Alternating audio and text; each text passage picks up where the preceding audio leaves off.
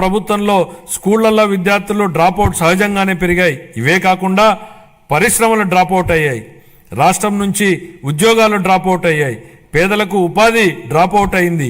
ఇన్ని రంగాలలో డ్రాప్అవుట్లు కావడానికి మూలకారమైన గత ప్రభుత్వ పాలకులు ఇప్పుడు ఓటమి భయంతో సభకు రాకుండా అసెంబ్లీ నుంచి కూడా డ్రాప్అవుట్ అయ్యారు.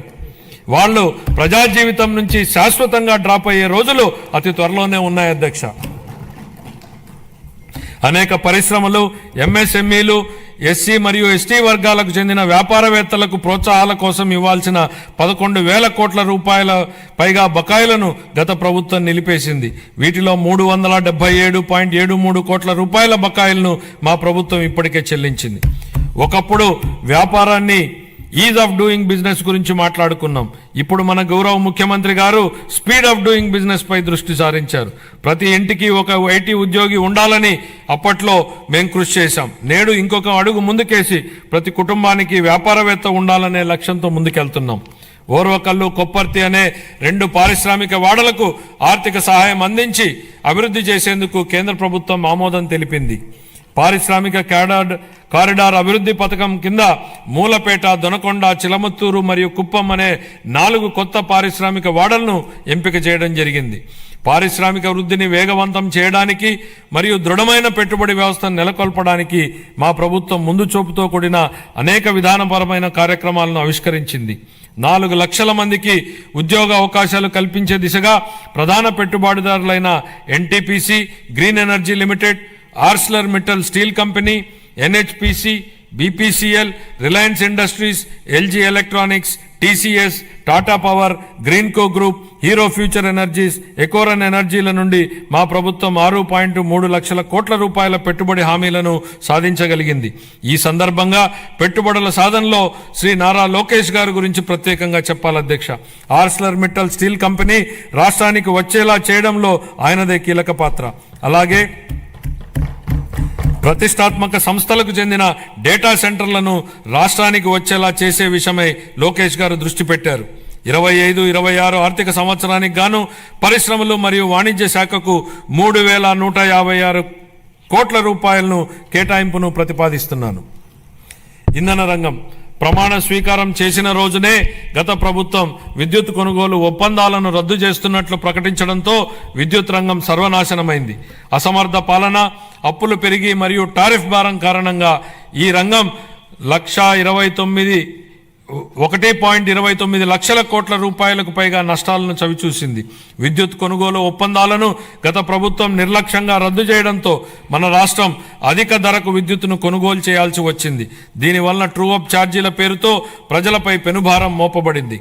గౌరవ ముఖ్యమంత్రి గారి దార్శనిక నాయకత్వంలో మన రాష్ట్ర ఇంధన రంగం నేడు పునరుజ్జీవం పొందుతోంది.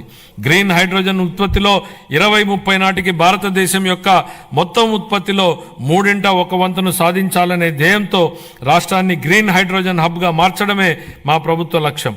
Andhra Pradesh integrated clean energy policy 24 పునరుత్పాదక ఇంధన తయారీ జోన్ల ఏర్పాటు చేయడం ద్వారా ఇంధన రంగంలో పెట్టుబడులను ఆకర్షించి 7.5 లక్షల మందికి ప్రత్యక్ష మరియు పరోక్ష ఉపాధి అవకాశాలను కల్పించే ప్రయత్నాలు జరుగుతున్నాయి.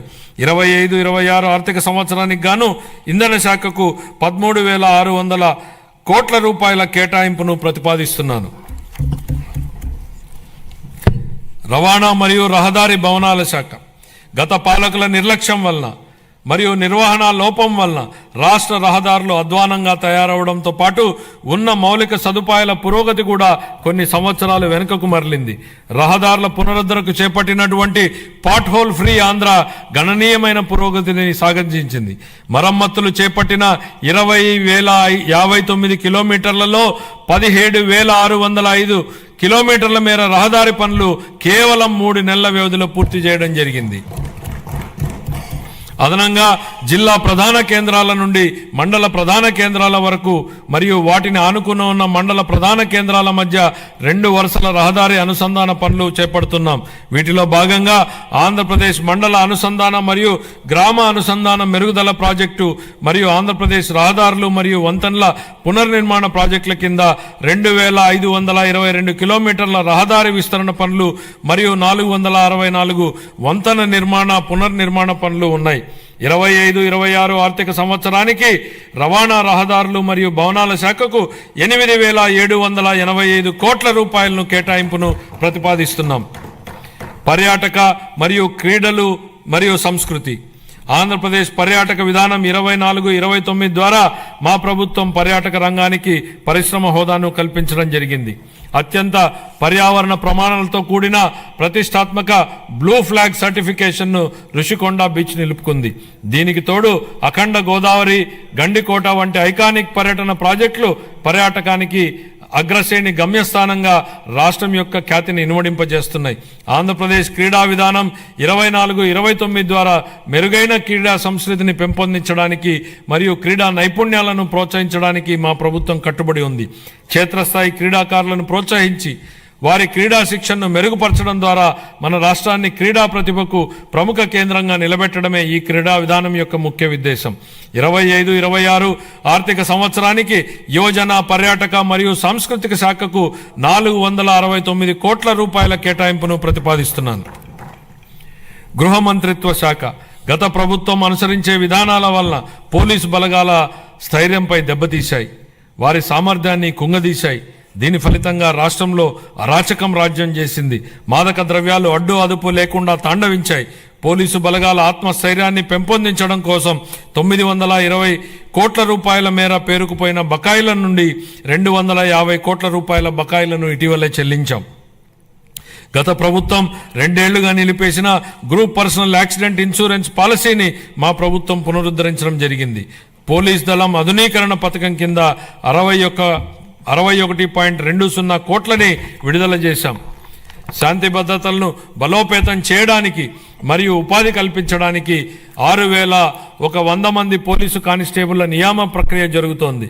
గంజాయి, ఇతర మాదక ద్రవ్యాల సాగు మరియు వీటి అక్రమ రవాణాను నిరోధించడానికి elite anti narcotic group of law enforcement ఈగల్ను మా ప్రభుత్వం ఏర్పాటు చేయడం జరిగింది.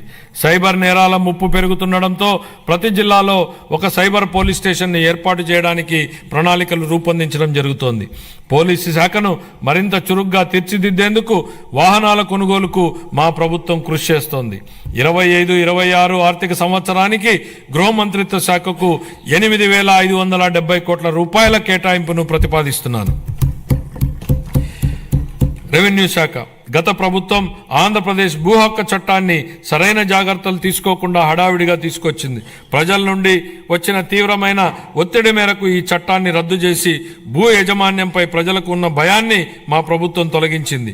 గ్రామ స్థాయిలో భూ సమస్యలను పరిష్కరించడానికి మా ప్రభుత్వం 17,403 గ్రామాలలో రెవెన్యూ సదస్సులను నిర్వహించి ఇప్పటి వరకు 90,315 అర్జీలను పరిష్కరించడం జరిగింది.